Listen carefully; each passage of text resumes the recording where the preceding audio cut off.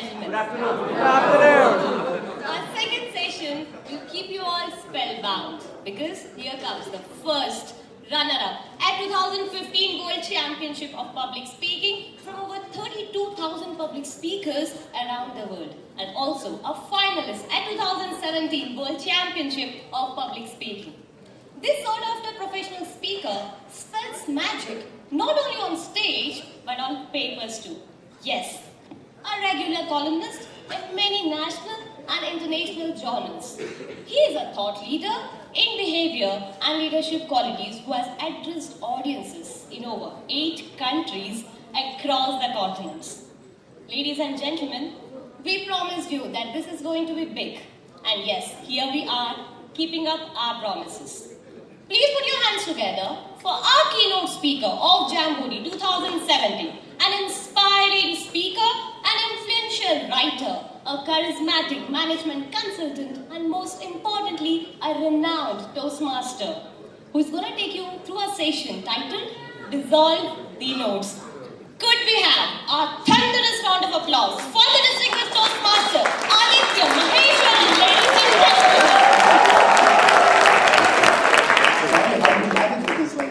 Good job. It's so lovely to be here in front of all of you. How are you doing, Bangalore? Great! I just wanted to sound like Ravi Shastri. Janvi, it was a pleasure listening to you. Congratulations on all your achievements. I'm sure every Toastmaster sitting there would have been thinking, God, if only I had her life, I would have won the International Speech Contest. Good job. Thank you. Keynote speeches are fun. Keynote speeches are more fun when you stand in between the audience and a buffet at Leela Palace. So it's going to be a lot of fun for me. Now, before I begin, I just want to clarify. For all of you who saw the standees of the keynote speakers today, that is me. Arjun tried to make it easy by putting those turbans and stuff, but that is me. It's wonderful to be here. Now, I'm going to start by asking you a simple question.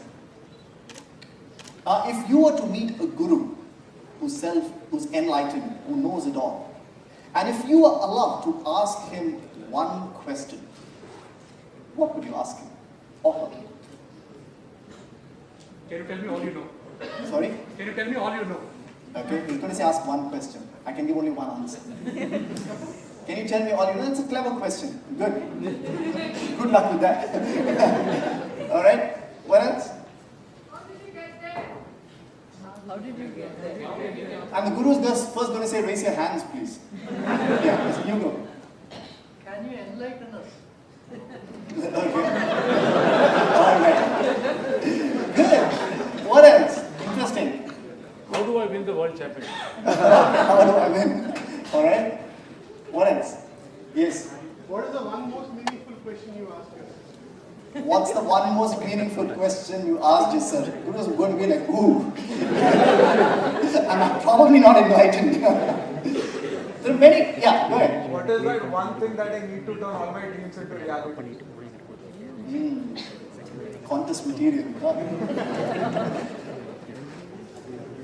I stumbled upon the Mundaka Upanishad, which starts with this context, where a person goes to a guru, an enlightened soul, and he has to ask a question.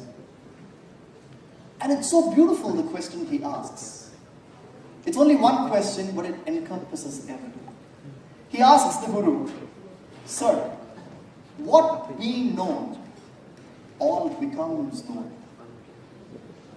What being known about life, everything else becomes known. In other words, what is that one question, the answer to which gives me answers to all other lower questions that may arise?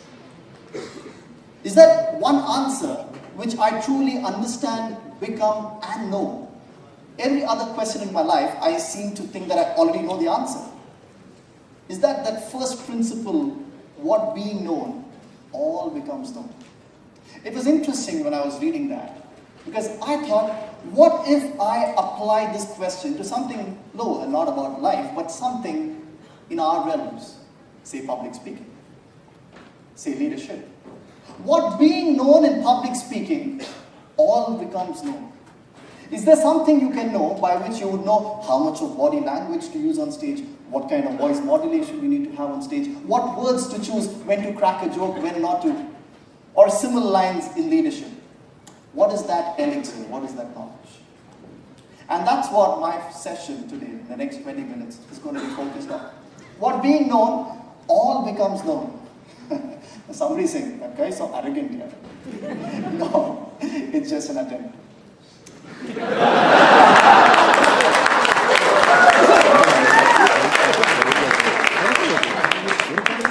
How many of you have watched the movie Interstellar? Wow.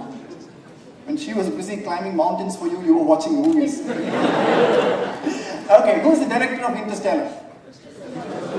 Great. Interstellar was released in 2014 and became a global blockbuster, right? And the one thing I admire the movie, even beyond the direction, is the music. Yeah, do you remember? Hans Zimmer. Hans Zimmer is the music director.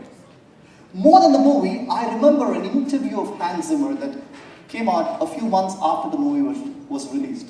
The interviewer asks Hans Zimmer, Hans, tell us, what's the magic behind such amazing music? It was so simple, but profound for such a complicated movie. It was so simple, yet profound for such a complicated movie. And Hans narrates a story. He says, a year before the movie was shot, Christopher Nolan comes to me and he says, Hans, I want you to compose music for my next movie. And Hans says, sure, Chris, let's do that. Tell me the story. And Christopher Nolan says this, Hans, the story is about a father who's going on a journey telling his daughter that he will be back. And at the end of the movie, he keeps up that promise to his daughter. The story is about a father telling his daughter that he will be back, and at the end of the movie, he keeps that promise to his daughter. And Hans says, oh, I can do this. And he takes a few months, goes back to Christopher Nolan and says, Chris, I think I have the music for you. And Chris says, play. And Hans does.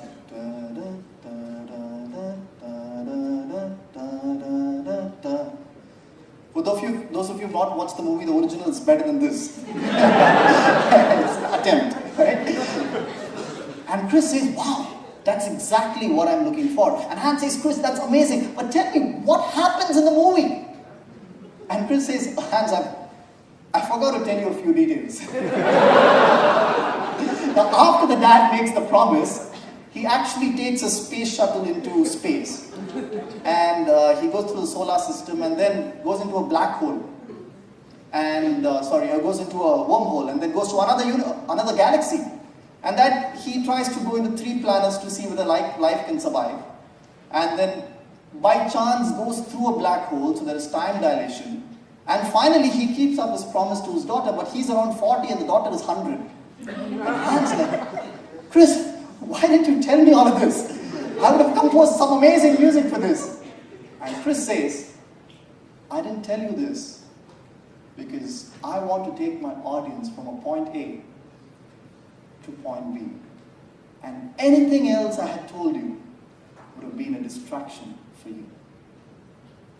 You would have tried doing something amazing, but that becomes an impulse in the otherwise beautifully aligned A to B, which you've composed for me. If I told you about galaxies, you would have come up with some music, but that's not what I want to take my audience to. It's a point A to an elevated point B, and I want to drop my audience there. And this music you've composed just does that. Everything else would be an impulse, would be a distraction. If I had told you the entire story, you would have tried to maximize the music. But since I told you A to B, you've optimized to only what takes the audience to B and drop them there.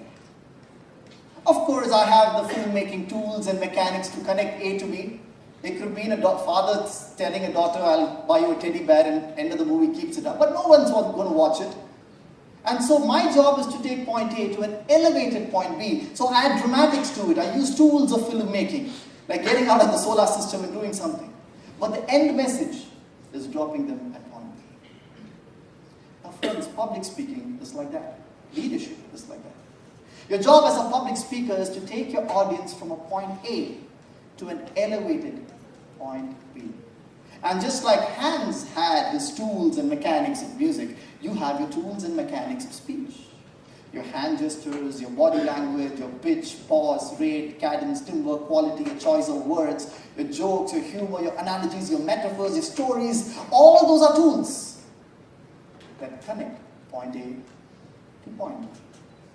Anything that has relevance to it stays in. And therefore, you don't try to maximize your body language because you can.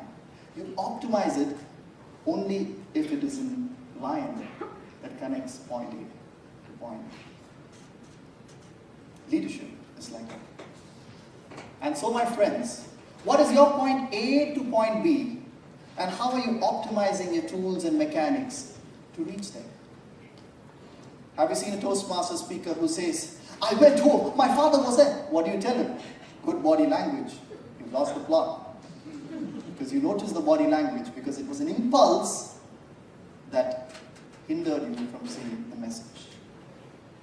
Now some of you may ask me, Aditya, I appreciate this, but what are you trying to say? Aditya, I'm trying to take notes, but I don't know what to write. Aditya, I see something in this message, I don't know what it is. And to those I say, and that's why I have 10 more minutes. How many of you have played instruments in your life? Except the mobile phone. But what kind of instruments? Guitar? Okay, you just made that up, okay. Keyboard? What else? Sitar? Ukulele. Okay, I can't get that, yeah. That's like one of the mountain trees, something to ukulele. Yeah. Sorry? Harmonica in an app or in real? Oh, okay. I love the way he did it. I'm sure he doesn't play it. He said, I thought there would be some more grace as a person who actually does it. Okay. Now let's just take an instrument. I think keyboard came as the popular choice. So let's take the keyboard, right? And I want your attention here. Now what's the first song that a young toddler who goes to a keyboard class learns? Let's start with something but dissolve it. Happy birthday. Somebody's Sari Gama. Okay. Twinkle, twinkle. Do re mi. Jingle bells. Alright, let's just take jingle bells for example, right? You all know jingle bells? Yes. I clarify that because the last time I said this, somebody came and said after the session, the example of Jimmy Kamal was awesome.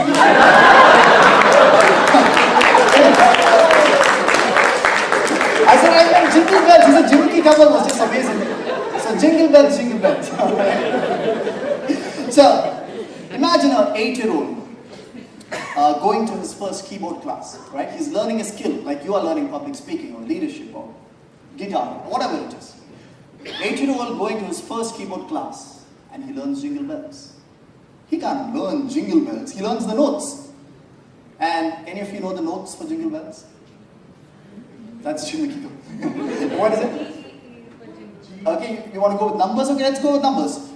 3, 3, 3, 3, 3, 3, 3, 5, 1, 2, 3, 4, 4, 4, 4, 4, 3, 3, 3, 5, 4, 3, 2, 1, 5. What did you hear? You heard the notes, right? What did you hear? Music. You heard notes, right? And every music is composed of notes, so you heard notes. Now, you are the disillusioned parent who comes to the class thinking your son is a prodigy. And you hear this after a year of keyboard class. Now what do? He can't be a keyboard player. Let's put him in maths tuition instead. But if you were the parent who says, let's give my son one more year. Do you want to give this guy one more year? Yes? Okay, let's see how he can play this a year later.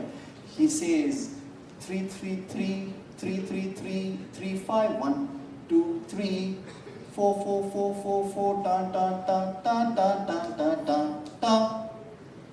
Okay? So what's happening? You still hear that? You can still hear what? Notes of music. You can still hear the notes, right? There can be only one answer, guys, and notes of music. You still hear the notes. You want to give this guy one more year, or you want to put him in physics tuition now? Yeah? Even this guy is going to tell his mother, Mom, if you give me one more year of keyboard class, he won't say I'll become a better keyboard player. He'll say, if you give me one more year of keyboard class, I'll study better. So one more year, let's give this guy. The end of third year. Da da da da da da da da da da 4 4 4 4 3 3 da da da da da. Music. Somewhere along this way, he turned notes into music. Now my question to you is this. It's a paradox.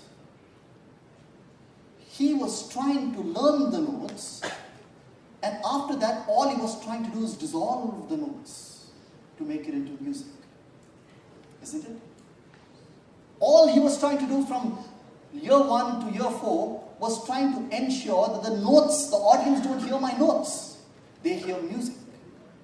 And when you hear music, there is no notes. But can the music exist without the notes? Can music exist with the notes? Can music exist without the notes? But when you finally saw music, were there notes? Where did those notes go? They got dissolved. Public speaking is very similar to that. What are your notes, my friends? All your tools and techniques. Everything you ever need to know about public speaking is in your first CC project. Everything you ever need to know about leadership is in your CL project. Get to the point. Your body speaks, vocal variety, research your topic, inspire your audience, persuade with power. That's all there is. But when I see you on stage, I see those notes. I don't see an experience. I see body language. I see voice modulation. I don't see music. Notes is number one. The kid could never play the music without knowing 3, 3, 3, and then 4. But the kid doesn't stop there. The journey begins there. And he dissolves everything he learned and changes those notes to experience, which is music. Great speakers learn the art of speaking as much as you do. Body language, they go for a class. Vocal variety, they go for a class. But then they start dissolving them to a point where what you see is just an experience of them taking you from a point A to an elevated point B. And if someone from the audience comes to me and says, Aditya, wow, great hand gestures, I know it was an impulse. The kid initially had a set of impulses, didn't he? And every impulse stood out as, that's distracting from the music. And as he dissolved the impulses, it became music. When you dissolve your impulses, each impulse is a musical impulse. Each impulse in public speaking is an impulse that's required, but that hasn't been dissolved or optimized yet. Now, how do you view this? Then what is the use of knowledge? What is the use of all these notes? Now, I love to compare it with the analogy of pole vaulting. You know what pole vaulting is? Yeah? Yes. What do they do in pole vaulting? This, that's a shovel. Yeah. Pole vaulting, right? You seen the Olympics? Now the beauty of pole vaulting is it asks a philosophical question. You see, can the person jump without a pole? He can never jump without the pole because the height of jump is so high that he needs a stimulus to push him that far. Can a pole vaulter jump with the pole? He can't jump with the pole. And therefore the effectiveness of a pole vaulter is about knowing when to master the pole and when to dissolve its utility. So he uses the pole to give him height and drops it at the right time to make the cut, to make the jump. So as a public speaker, you learn the tools and techniques and rules of speech to give you that momentum, to give you that height, but know when to realize its utility as limited, to dissolve it as long as it connects your point A to your point B to your audience. And then be surprised that your audience sees an experience and not impulses, sees a speech and not the notes. So my friends, today, my message to you is what being known all becomes known. And one of the points to remember is learn the notes and dissolve them. Because as you dissolve them, you feed in your component parts with intelligence. Now I don't tell my hands what to do, they know what to do. I don't tell my voice how to modulate, they know how to modulate. And so the only thing I worry about as a speaker on stage is you. And not my speech, and not my hands, and not my voice. But when I'm trying to maximize each skill to the fullest, I'm worried. Am I using my hands properly? But when I optimize, I know my hands knows exactly what to do. Have you seen a couple of speeches in Toastmasters where, let me give you an example. There is a speech on speaker 1. Bear with me. My friend and I was going in a car ride in the East Coast Road, and suddenly a bus hit us, and my friend was lying on the ground and kept Do you have a heart?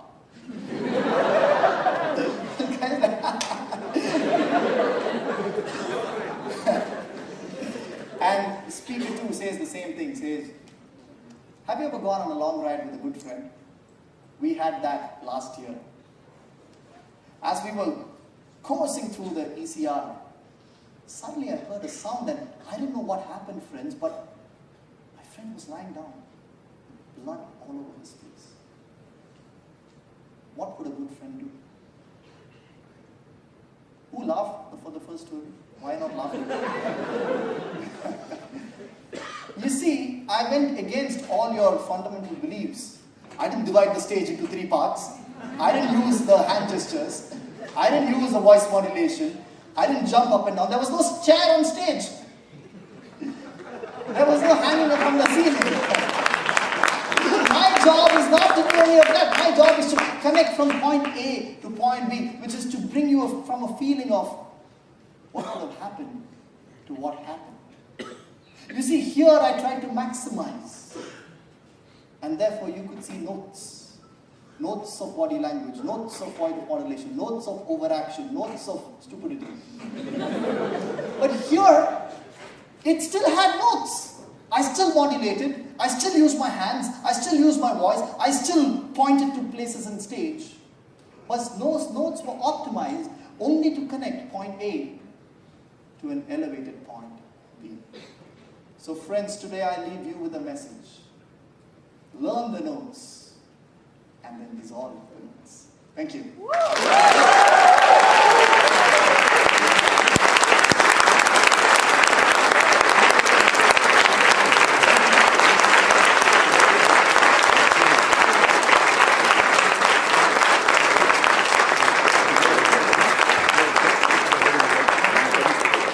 Thank you, Aditya.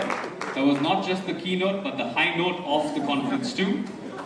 We request the Program Quality Director of District 92, Distinguished Toastmaster Nagarajan, to kindly come on stage to felicitate our keynote speaker.